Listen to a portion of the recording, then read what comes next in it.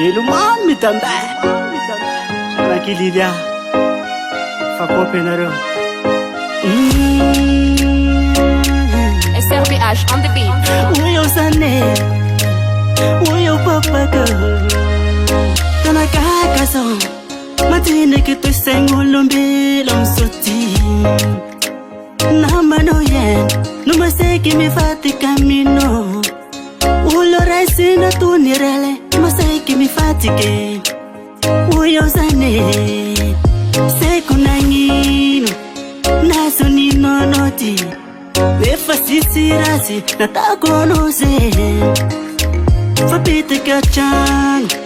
Marena sarifa satondo Kaika na ulo Pamatike Salusi yalona mako Salusi yalona fasimeti Angarasi ulu fumata na wisananjo Simana ngasano Asifusa fusa ulu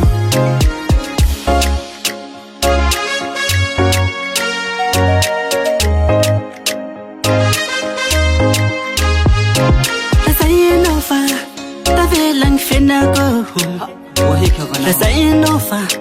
Jawulu timanzari Enoko dabiu Fangarasena badikangi Yuwa setondu Siamareye Ifena doti yaino Pangifena kutiranavu Saulu tanangano Sanangano tusha Fayata konoti Smasaka na meti Namakoyo Salusi yalona mako Salusi yalona fasimeti Angarasi ulu fumata na wisananje Simana ngasano Asifusa fusa ulu Yalanko za legista fantani Igirna ulmanzari zin Salusi yalona mako Salusi yalona fasimeti Angarasi ulu fumata na wisananje Simana ngasano Asifusa fusa ulu Salusi yalona mako Salusi yalona fasimeti Angarasi ulu fumata na wisananje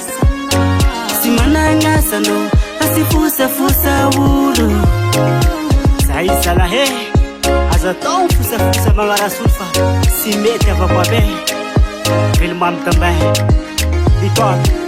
SRBH on the beat. Young Rico.